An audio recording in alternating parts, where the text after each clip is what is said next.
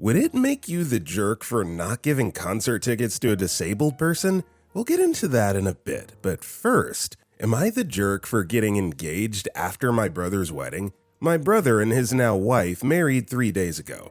A very small destination ceremony, under 15 people total. My now fiance and I extended our trip after everyone went home and spent a couple of days exploring the Grand Canyon, a couple hours north of the wedding where he proposed. When I shared the news with my brother and now sister-in-law, he responded with hostility, saying that it looked like we were competing. I apologized, quickly realizing that he was advocating for my sister-in-law and that she felt hurt, although I'm truly failing to understand why. I also texted her a separate apology and explained that it was not our intent to encroach and just wanted to share the news with family and that it's my belief that there's room for happiness for everyone.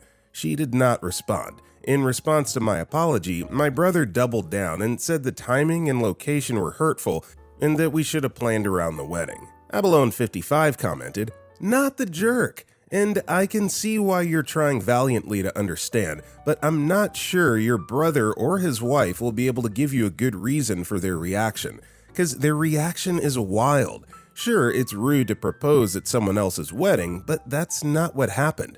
The fact that you and your fiancé got engaged a few days after their wedding, before you flew home, is a totally different thing. Also, the level of hostility in that message from your brother is nasty and definitely not normal. I'm so sorry that he treats you like that." Also, hi, my name is Brendan, and if you guys enjoy these Am I the Jerk videos, it would be awesome if you left a like or left a review if you're listening to our podcast. That said, our next story is, am I a jerk for not allowing my mom to stay another week after her pipes burst just before Christmas? 38-year-old female, I am celebrating Christmas with my mom, 68-year-old female, my brother, 47-year-old male, and his family. My mom flew in from out of state and we're driving to a meetup location to spend time with my brother's family, a place in the mountains we all enjoy just for the holidays. All of us live hours away, our mom being the furthest, on the opposite coast. My brother and I are several hours away by car. This year, we received the bad news that,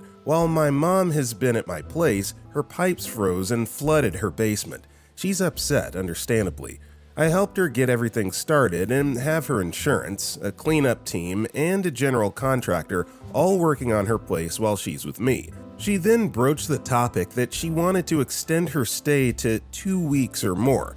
I said no, I need to get back to my regular routine and get ready to return to work. She's welcome to stay here as originally planned, which is until Saturday. Then she said she may ask to ride back with my brother and his family to their home in another state, opposite direction than me. She refused to ask him until Christmas, so I gave my brother a heads up last night so he has a chance to speak with his wife. I also told him that he's under no obligation to say yes, as she's still welcome to stay with me until Saturday, and her insurance company will be footing the bill for most of her stay at a hotel and meals.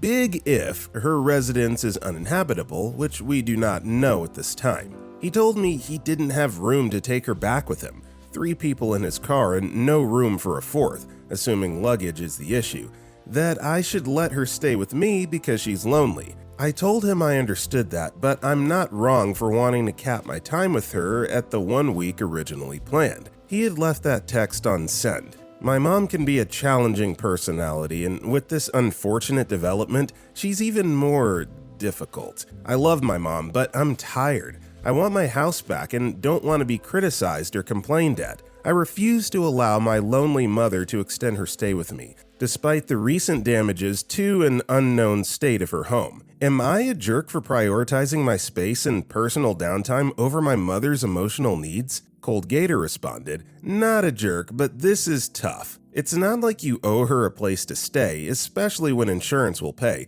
but I don't think I could tell my mom to go stay at a hotel during the holidays." Our next story is, am I the jerk for writing my siblings out of my will? For context, my brother, 30-year-old male, and sister, 25-year-old female, have lived very far from me for a long period of time, for me, going on over a decade now. They never bothered to include me as a sibling growing up and have continued the tradition into adulthood. Contact is sparse at best, and only when initiated by a mutual third party, never voluntary on their end, and all attempts from me are ignored. I've received a medical diagnosis that isn't looking good, and I wanted to ensure that, should the worst come, my affairs would be in order over the next few years. I updated my living will recently, family doesn't know I have one, and struck them from it, barring them from receiving anything, instead leaving assets to my parents with instructions on their provisioning. Friends have told me that I'm being harsh and I should include them, but I hardly know them anymore, and any interactions have been largely negative over the past 10 to 15 years. I could care less what happens after I'm gone, but I don't want what I worked hard for to go to them.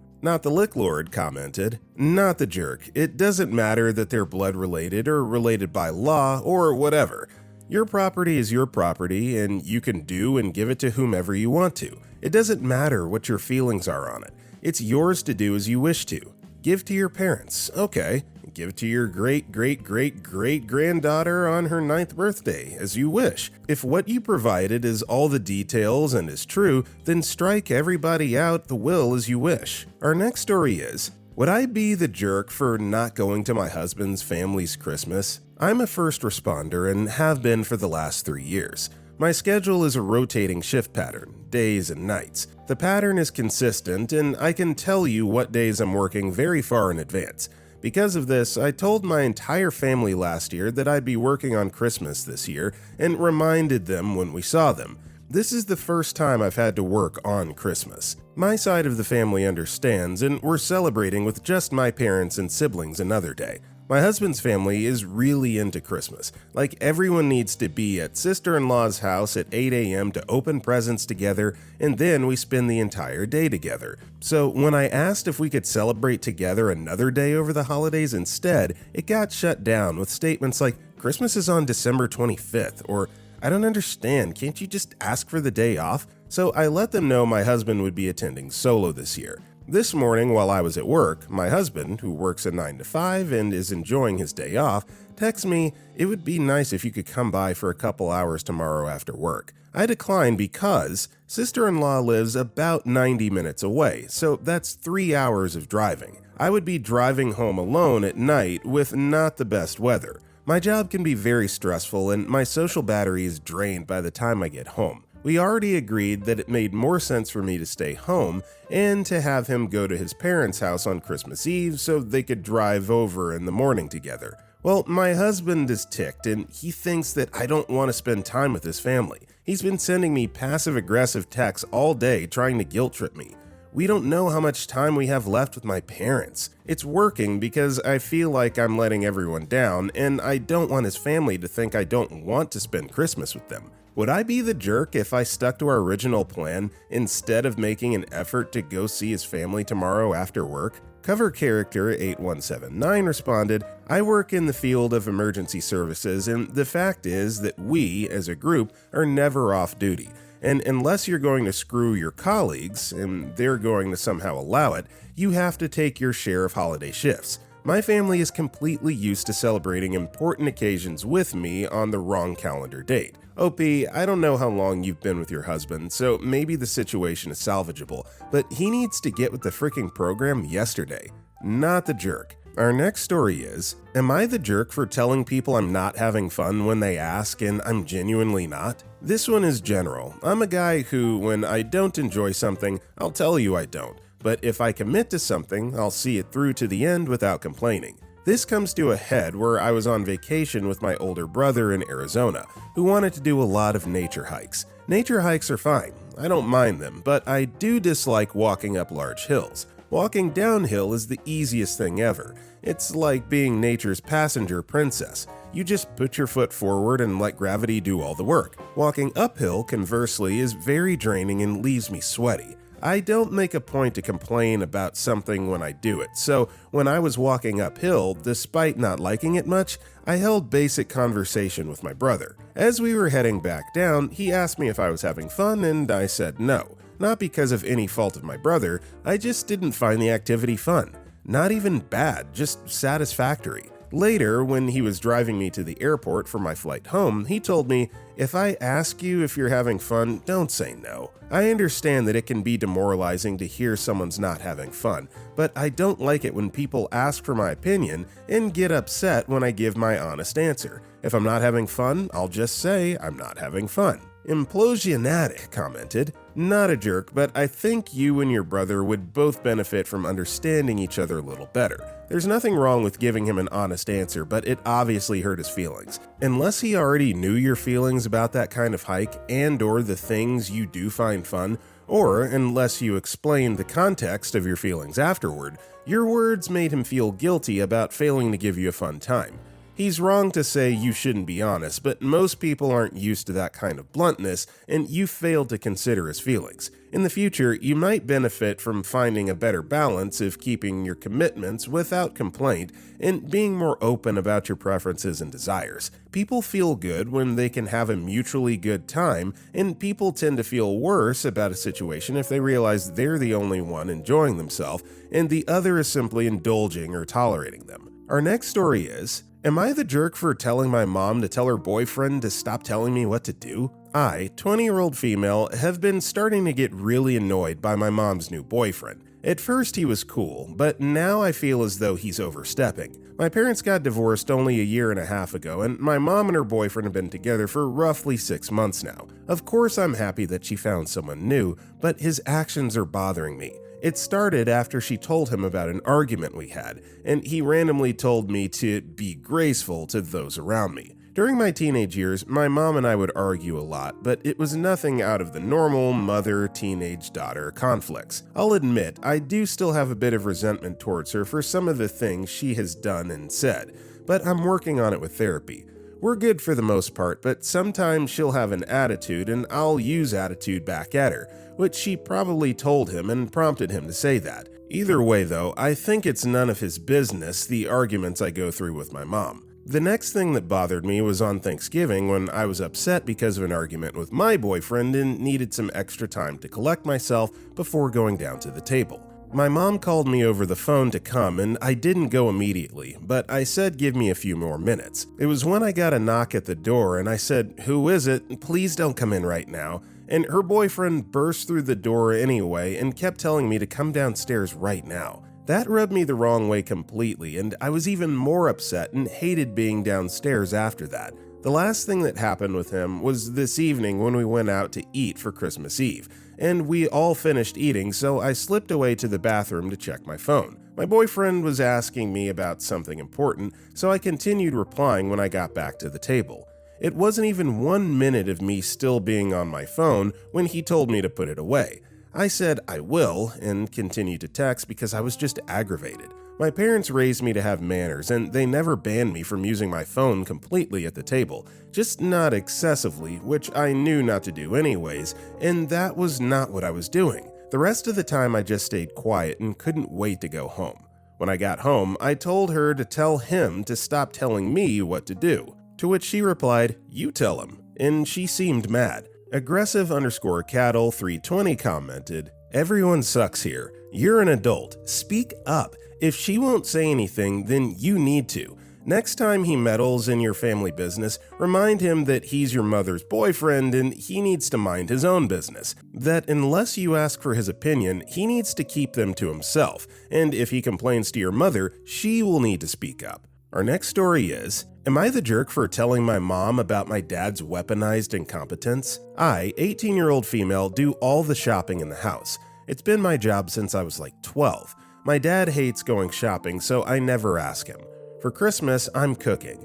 I had a very specific grocery list because I'm making things that I haven't made before. My parents didn't let me go shopping yesterday, so I had to go today. My dad said he would grab certain things to help me out, and I said okay.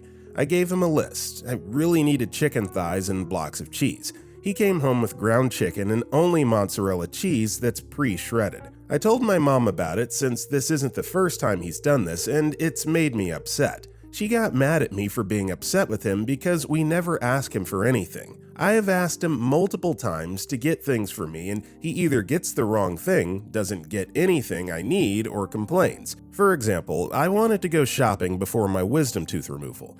I had a list of things with pictures because he said he could grab it and certain brands make me sick. He got 4 out of 20 things on the list and said everything else was not necessary. He went with my money and said that. Now my mom's upset with me because she's in debt from always buying stuff for the house.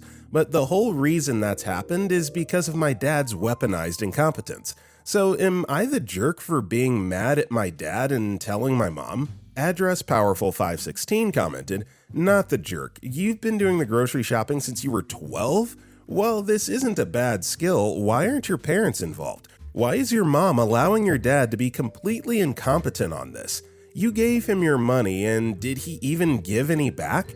You'd be better off getting an Instacart shopper at this point or doing a curbside pickup. Make some crap meal, and when asked, just say it's what dad got, despite the very detailed list he was given." Gender Thief replied, "My mom was involved till I turned 15, then it was only me. He didn't give me the money back, just told me it paid for my future car, which he's promised since I was 14. Our next story is, am I the jerk for telling my coworker why customers might not like her? I work at a restaurant as a server. One of my coworkers moved up here from Georgia for college and started working here a few months ago. She constantly lays on the southern charm thing thick. She calls everyone honey and sweetie and all of that. She also tends to chit-chat with people instead of just letting them eat after bringing them their food or drinks. It's also kind of obvious that a lot of them don't really want to talk to her. They give one-word answers and she just barrels forward and talks at them. Management has told her off more than once for this. About 2 weeks ago, she was upset because a customer yelled at her and said, "Don't call me that," when she called her honey, and she complains that she's not getting as many tips as the other servers. She says it's because she has a southern accent and customers think she's stupid, but I don't think that's the case. She asked me for advice, and I said it's because she takes so long to bring things out and wastes time trying to make small talk. I also said that the excessive pet names sound kind of condescending, and they aren't really something you would call a stranger here. She told me that she wasn't going to start being rude to customers because she would make even less money. I told her it's not being rude, it's just how things work here, and it's rude to other customers she's supposed to be serving when she spends all her time trying to make small talk instead of doing her job and calling them weird things. Now she's mad and has been avoiding me. Maybe I could have been gentler when trying to explain why people complain about her,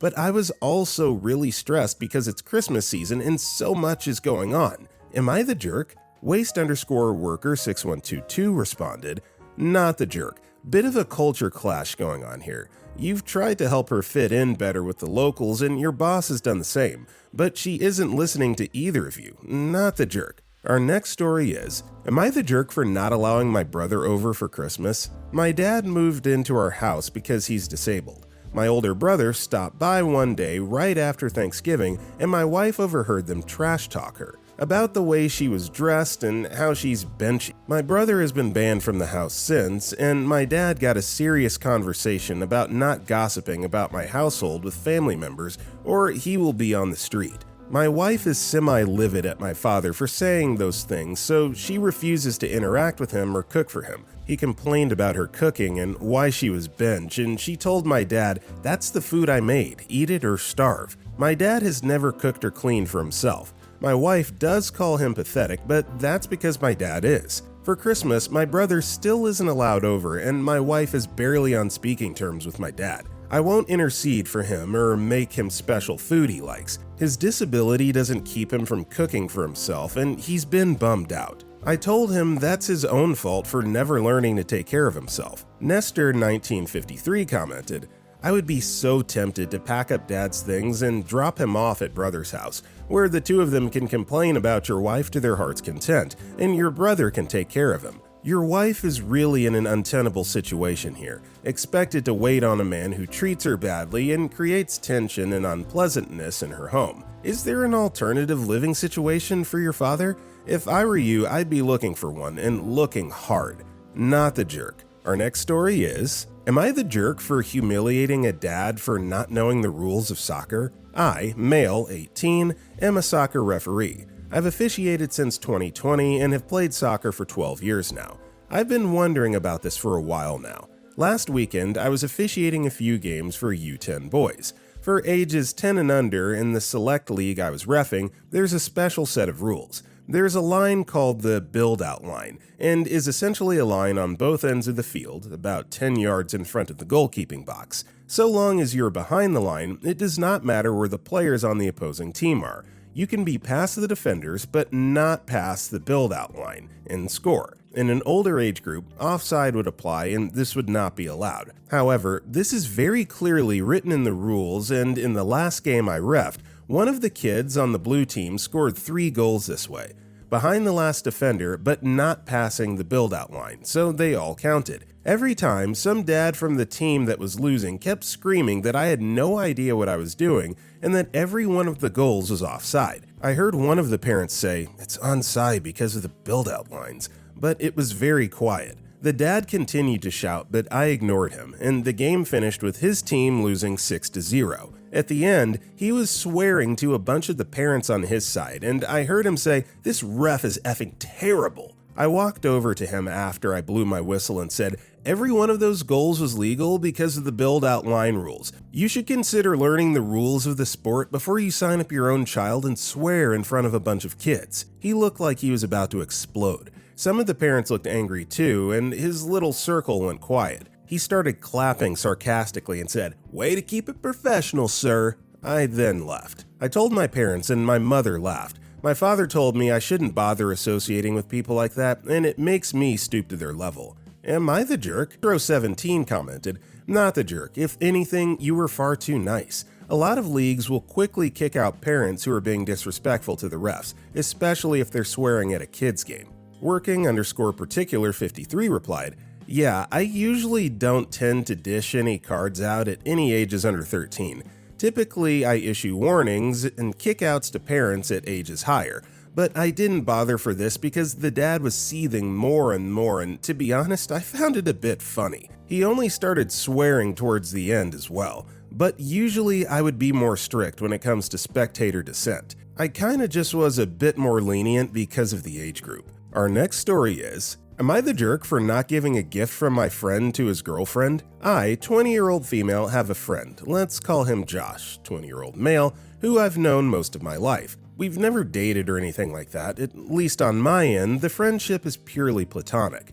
For 2 years, he's been in a relationship with Heather, 20-year-old female, and since they started dating, her and I have been really good friends, almost inseparable. I also have a boyfriend of 4 years, and all of us hang out fairly often. When we were like 13, Josh had a phase where he was really into woodworking, and he made me a small wooden bowl. I keep it on my bathroom counter and put my earrings in. I like it a lot, and it's a cute memento from my childhood. About a week ago, Heather and I were getting ready to go Christmas shopping. I was doing my makeup in the bathroom when she pointed out the bowl and asked me where it came from. I'm guessing Josh mentioned it to her because the way she asked it was like she knew the answer. I don't know how else to describe it, but it was almost accusatory, like she had just caught me doing something I shouldn't be doing. I told her it was from Josh when we were like 13. She then told me, well, since he's my boyfriend, I think I should have it now. I told her no, that he made it for me when we were kids, and I didn't want to give it away. She started arguing with me about it, and I asked her to leave because I could not reason with her. Since then, I've tried to reach out to her, and she hasn't responded.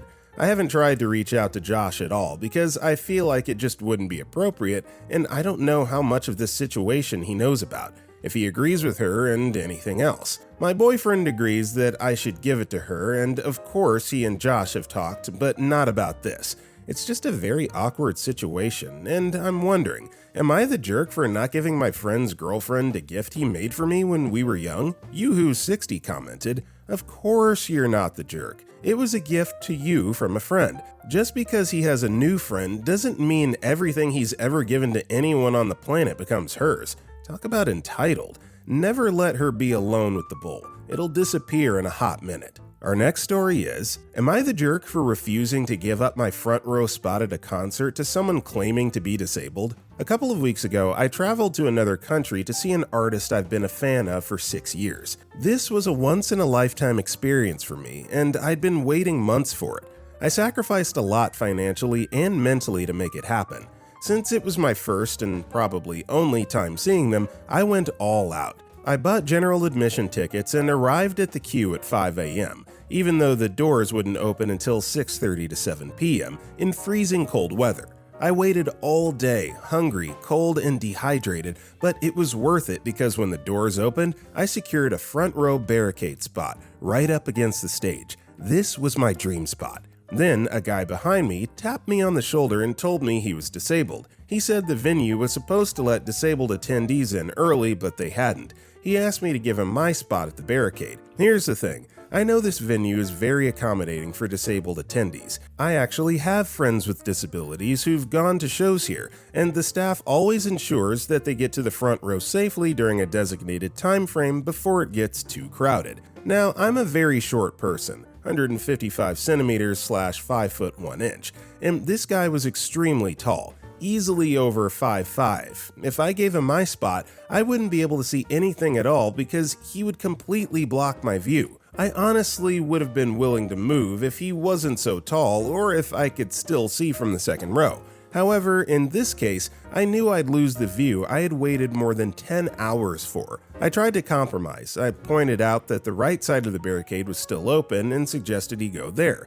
Since he's so tall, he'd still have a great view and could hold onto the rail for support. However, he refused, saying that the view wasn't as good as where I was. While we were talking, that section filled up, and he became more insistent. He said he'd have a hard time if he couldn't take my spot. At this point, I got frustrated and explained if his disability was that serious, he should be in the accessible section, which is specifically designed for attendees with disabilities.